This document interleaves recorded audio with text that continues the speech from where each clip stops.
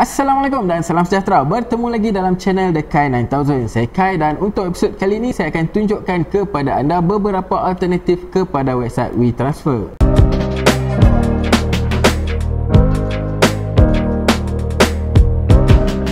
Hai guys, so website WeTransfer ni dah banyak membantu kita untuk kita hantar file-file ataupun gambar-gambar kepada klien kita. Untuk sesiapa yang masih lagi belum tahu apakah itu website WeTransfer ni merupakan alternatif kepada Google Drive kita ataupun email kita. Biasanya kalau email ni kita nak hantar gambar ataupun dekat WhatsApp sekalipun, dia ada file size limit kan. So kita tak boleh nak hantar file-file yang agak besar secara terus melalui email. Tapi dengan menggunakan WeTransfer ni kita boleh hantar secara terus sehingga 2GB tau. Dan yang penting dia boleh dihantar terus ke email. So nampak lebih profesional lah kalau kita nak bagi kat klien dan sebagainya. Dan dekat WeTransfer ni juga kita juga boleh send link macam mana kita send link dekat Google Drive kita tu. Okey, untuk siapa yang tak pernah tengok lagi website WeTransfer ni macam mana, jom saya tunjukkan. Okey, bagi sesiapa yang tak pernah tengok website WeTransfer, okey, memperkenalkan, inilah website WeTransfer. Website ni agak mudah untuk digunakan dan kita boleh transfer file sehingga 2GB kepada klien ataupun kepada rakan-rakan kita tanpa perlu kita simpan data-data yang kita nak hantar tu dekat cloud dan sebagainya yang mungkin akan makan space kita. Okey, dekat sini kita boleh upload file-file kita sehingga 2GB. So saya test untuk upload. Okey, dekat sini anda boleh terus letakkan email orang yang anda nak hantar tu dan anda letakkan email anda. Okey, untuk pertama kali anda perlu verify dulu email ni. Dia akan hantarlah verification code dekat kita punya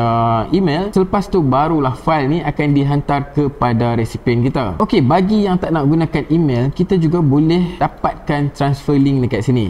So kalau kita nak pakai link je, kita get a transfer link, then get a link, dan dia akan automatic upload file kita tadi dan dia akan bagi satu link dekat kita.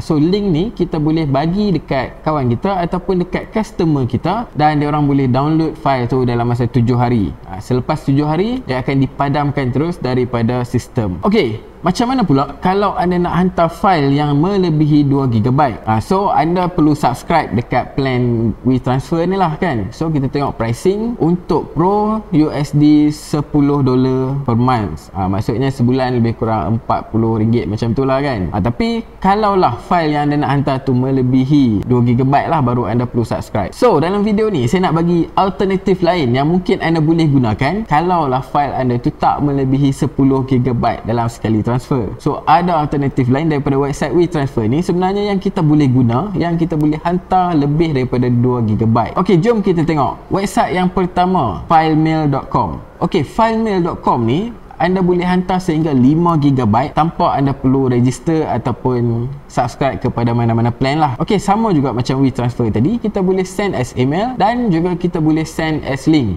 So sama juga, kita boleh add file, add folder dekat sini dan sehingga size 5GB kita boleh terus send kepada klien kita. Okey, itu yang pertama. Jom kita tengok alternatif yang kedua. Alternatif yang kedua adalah transfer.pcloud.com. Okey, yang ni pun sama juga, anda tak perlu register, anda boleh terus upload anda punya file dekat sini dan anda boleh upload sehingga 5GB dalam sekali upload. Sama juga macam yang tadi, cuma yang ni anda cuma boleh send terus kepada email mereka dan tak boleh copy link lah.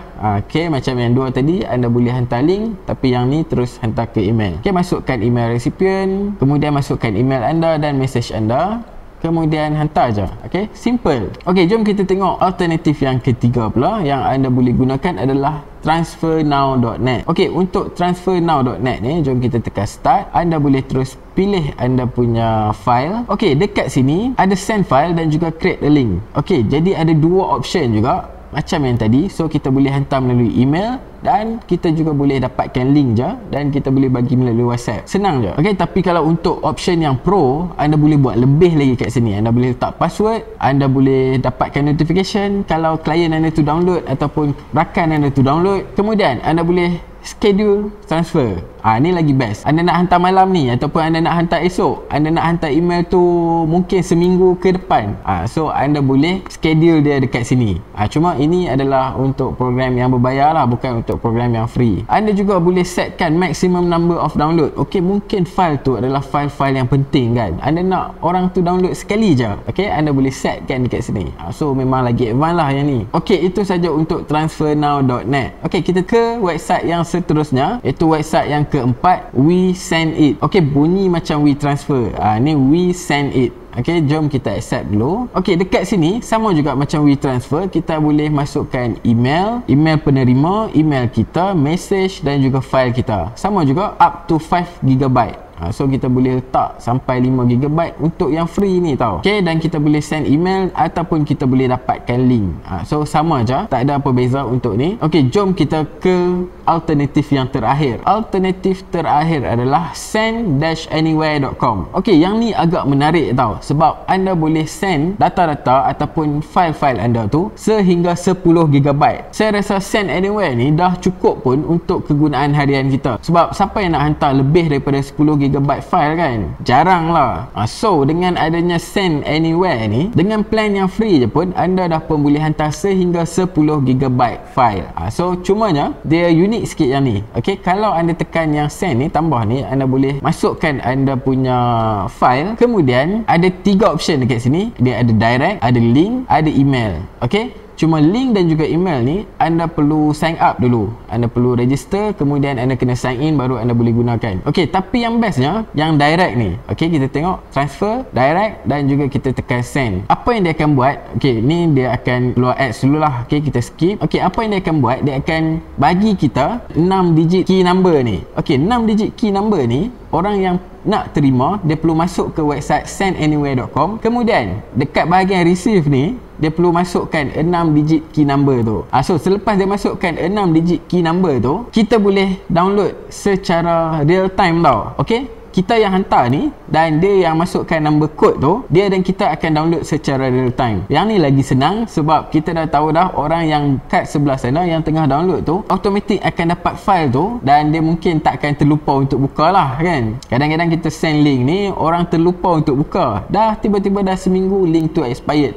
Terpaksa pula kita hantar yang baru. Tapi kalau untuk send anywhere ni, kita dah automatik boleh download in real time. Cuma kita perlukan kerjasama daripada orang yang nak download tu lah. Sebab kalau kita tengok dekat sini, dia akan bagi masa expired tu 10 minit. So kalau lah tak di download, tak dimasukkan kod tu dalam masa 10 minit, kod tu akan expired lah. So kalau dimasukkan kod dalam masa 10 minit, kita akan download dan juga upload pada masa yang sama. So instant, real time kita boleh download file tu. So guys, itulah saja alternatif untuk website WeTransfer. Kalaulah anda ada file yang saiz dia melebihi 2 GB, anda tak perlu dah subscribe untuk plan-plan di WeTransfer. Anda boleh gunakan alternatif yang saya tunjukkan tadi. So sehingga 10 GB pun masih lagi percuma. So best tak best guys? Kita jumpa dalam video seterusnya. Kalau anda ada apa-apa cadangan, komen dan sebagainya, tulis di ruangan komen di bawah. Dan jangan lupa subscribe channel ni. Subscribe tu free je guys. Kita jumpa dalam video seterusnya. Assalamualaikum.